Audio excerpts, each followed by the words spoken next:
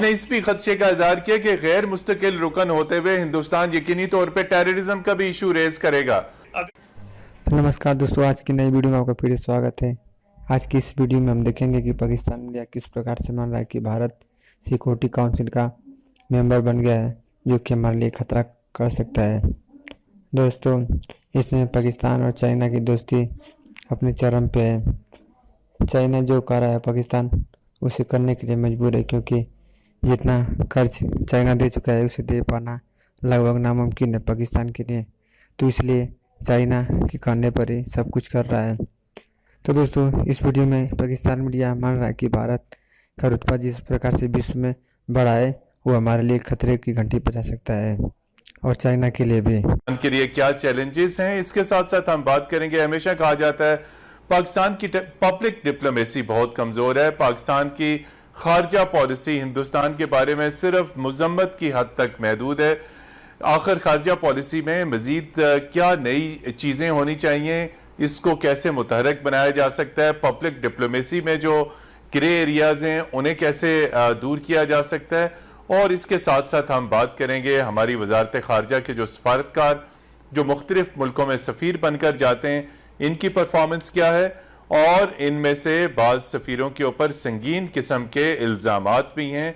आखिर इन चीज़ों की जांच पड़ताल, स्क्रूटनी, इन्वेस्टिगेशन किसका काम है, और इस हवाले से हम एक ख़ास एम्बेसडर की जो केस स्टडी है उस पर भी बात करेंगे, उनसे राय जानेंगे। इस वक्त हमारे साथ मौजूद हैं साबिक वज़ीर ख़ारजा खुर्शीद महमूद कसूरी साहब। कसूरी साहब, 17 जून को भारत सलामती कौंसिल का गैर मुस्तकिल रुकन मुंतखब हो चुका है। आखिर ऐसा क्यों हुआ कि सलामती कौंसिल की करारदादों की खिलाफ वर्जी, बदतरीन इंसानी हुकूक का रिकॉर्ड, अक़वाम मुत्तहिदा की करारदादों की खिलाफ वर्जी, इन तमाम तर चीज़ों के बावजूद अक़वाम मुत्तहिदा की जनरल असम्बली से भारत को सबसे ज़्यादा वोट मिलते हैं। तो आप कैसे देखते हैं कि क्या ये आलमी बरादरी का दोहरा मेयार नहीं है?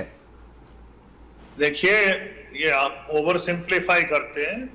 सिंपल ये है कि कुछ रूल्स होते हैं यूनाइटेड नेशंस के नॉन परमानेंट मेंबर्स के, वो होते हैं रीजनल, के मुख्तलिफ रीजन्स को सीटें मिलती हैं।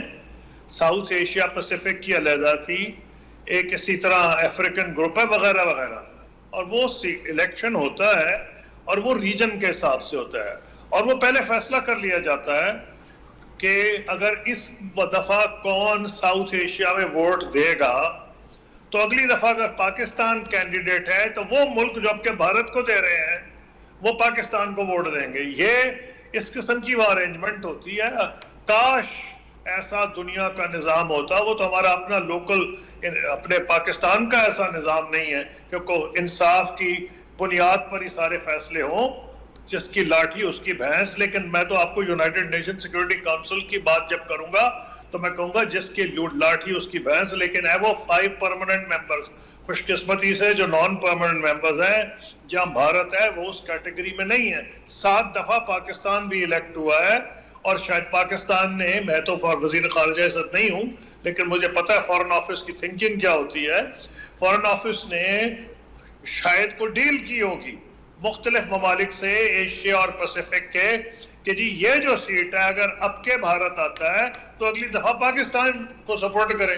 इसमें से या पाकिस्तान आएगा या बांग्लादेश आएगा, यही तरीका होता है। जिस तरह आप कह रहे थे, होना तो ये चाहिए कि जी इतनी दफा वायलेट किए यूएन रेजोल्यूशंस, तो भारत को उसका कोई ऐसी प्रोविजंस हो कि वो ना हो सके। लेकिन यूएन चार्टर में ऐसी कोई प्रोविजन नहीं है कि जी अगर आपने अगर वो हो तो सबसे ज्यादा तो अमेरिका वायलेट करता है।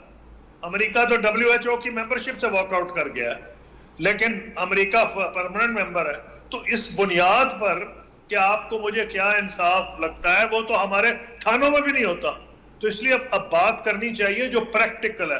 प्रैक्टिकल ये है कि भारत ज्यादा इसमें कुछ नहीं कर सकता, मेंबर उसको बन गया है।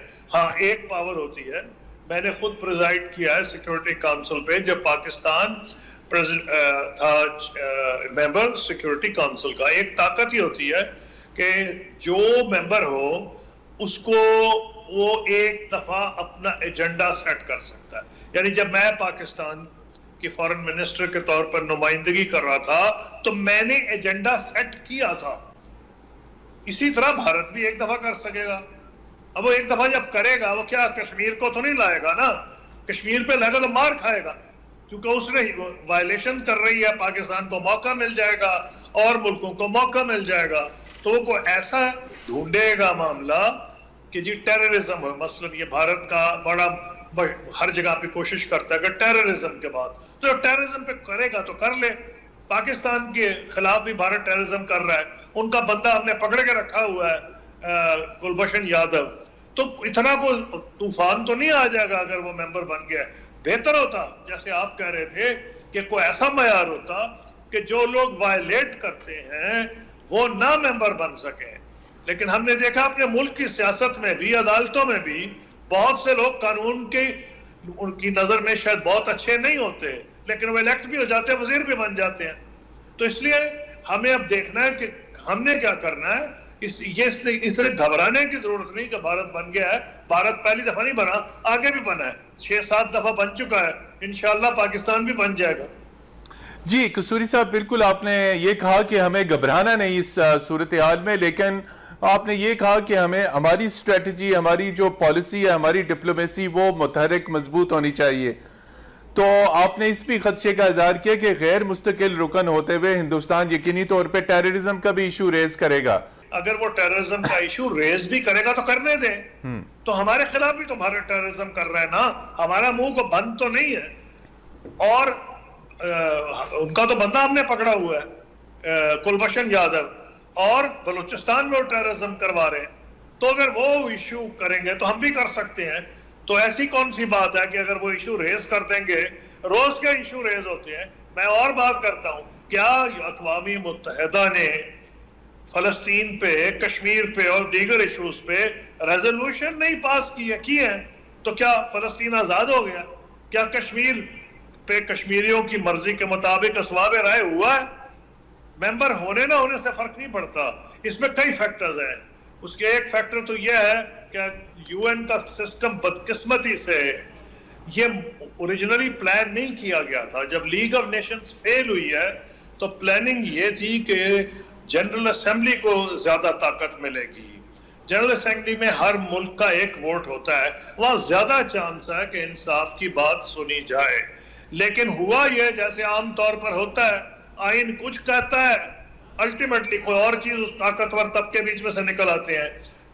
मकसद क्या हुआ? 5 परमानेंट मेंबर्स थे, अल्टीमेटली हुआ यह कि सारी ताकत उन्होंने ले ली अपने पास। तो अगर आप मुझसे पूछें कि यूएन में कौन 5 मुल्क फर्क कर डाल सकते हैं, वो 5 परमानेंट मेंबर्स हैं। जैसे चीन भी है, चीन ने कई दफा ऐसे मामलात की मसलन वीटो भी किया जो पाकिस्तान के खिलाफ थे। भारत तो नहीं वीटो कर सकता ना। तो इस पे असल में मसला कश्मीर का जब अगर आप बात करते हैं तो वो कश्मीर का मसला इसलिए दब नहीं सकता कि मेरी दानिश में कश्मीर की स्ट्रगल उस लिमिट पे अब पहुंच गई है कि अब वो दबाई नहीं जा सकती, और इसलिए कोई और हल नहीं। मैंने 2 गवर्नमेंट से डील किया है। बीजेपी की हुकूमत थी, अटल बिहारी वाजपेयी साहब वजीर आजम थे, मनमोहन सिंह साहब कांग्रेस के वजीर आजम थे। उनको तो बात समझ आ गई थी कि कश्मीर का हल सिवाय पाकिस्तान से बातचीत के हल नहीं होगा, और हम हल के करीब थे। मैंने किताब में लिखा है, जिसको ना इंडिया ने डिनाई किया ना पाकिस्तान में लिख रही। आपने मेरी जो किताब थी नीदर हॉक नॉर डाउट, जिसे मैंने तमाम डिटेल्स दी हैं, अभी तक तो किसी ने नहीं डिनाई किया। तो बातचीत के जरिए ही कश्मीर का मसला हल होगा। ये बिल्कुल मुमकिन है कि जितनी देर नरेंद्र मोदी साहब वजीर आजम हैं, बातचीत वो ना करें। अगर उनको हो सकता है सियासत में कोई आखिरी हर्फ नहीं होता, मोदी साहब को खुद समझ आ जाए, जो चीन ने के साथ उनकी अभी दुर्गत बनी है, उनको यह समझ आ जाए, एक तरफ नेपाल, पाकिस्तान, चीन, कि उनको अपनी पॉलिसी में तब्दीली लानी चाहिए। जी कसूरी साहब, ये फरमाइए कि आखिर अक़वाम मुत्तहिदा की जो रेजोल्यूशंस हैं उनकी हिंदुस्तान मुसलसल खिलाफ वर्जी करता आ रहा है। क्या इस चीज को मद्देनजर नहीं रखा जाता? इंसानी हकूक की खिलाफ वर्जीज हैं, उसके बावजूद अगरचे के गैर मुस्तकिल रुकन है, लेकिन फिर भी ट्रैक रिकॉर्ड तो देखा जाता होगा। नहीं देखा जाता। अगर देखा जाता तो मेंबर ना बन सकता, उसको मुसलमान मुल्क वोट ना देते, कम से कम वही वोट ना देते। काश ऐसे होता। ये नहीं इस तरह होता। मैं आपको समझाने की कोशिश कर रहा हूं। अगर कश्मीर में हल होना है, इसलिए होना है कि कश्मीरियों ने, पाकिस्तानियों ने सैक्रिफाइस किए।